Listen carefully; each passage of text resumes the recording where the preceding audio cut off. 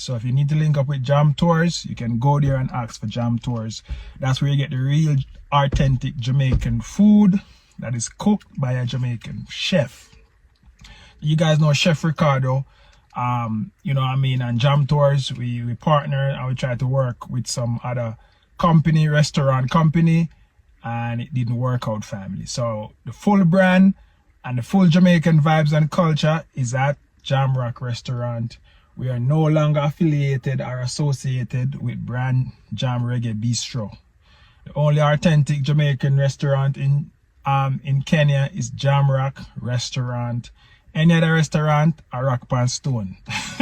They will have the pig's tail, the pork tail, the turkey neck, and beef, salt beef. Or depends on what meat you like, you can put in the soup, but that's my favorite.